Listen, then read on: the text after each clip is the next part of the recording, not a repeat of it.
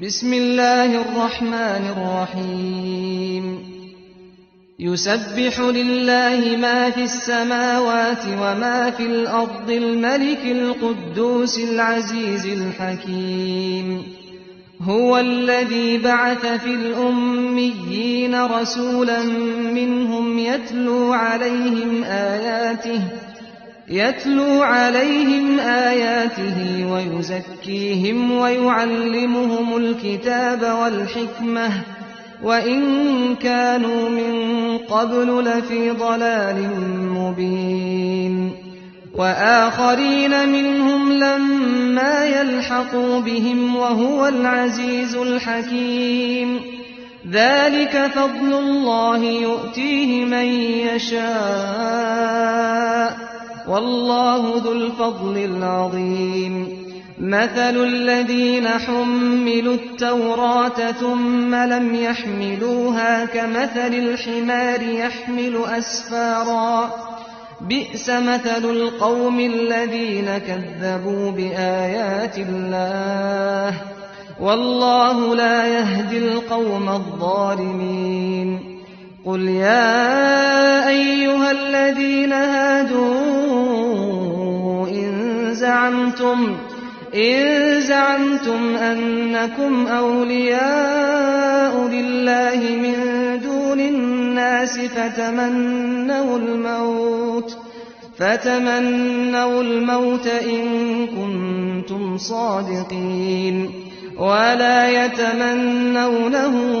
أبدا بما قدمت أيديهم والله عليم بالظالمين قل إن الموت الذي تفرون منه فإنه ملاقيكم ثم تردون إلى عالم الغيب والشهادة فينبئكم بما كنتم تعملون يا أيها الذين آمنوا إذا نودي للصلاة من يوم الجمعة فاسعوا إلى ذكر الله وذروا البيع ذلكم خير لكم إن كنتم تعلمون فإذا قضيت الصلاة فانتشروا في الأرض وابتغوا من فضل الله واذكروا الله كثيرا لعلكم تفلحون وإذا رأوا تجارة أو لهوا انفضوا إليها وتركوك قائما قل ما عند الله خير من اللهو ومن التجارة والله خير الرازقين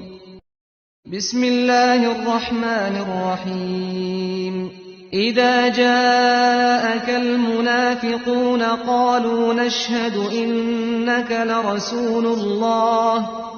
والله يعلم إنك لرسوله والله يشهد إن المنافقين لكاذبون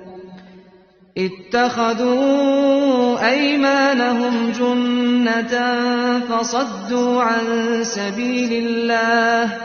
إنهم ساء ما كانوا يعملون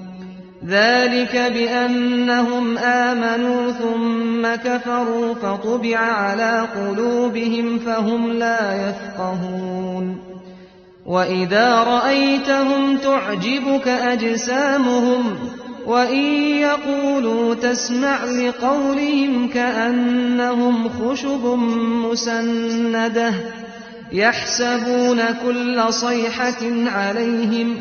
هم العدو فاحذرهم قاتلهم الله أنى يؤفكون وإذا قيل لهم تعالوا يستغفر لكم رسول الله لووا رؤوسهم ورأيتهم يصدون وهم مستكبرون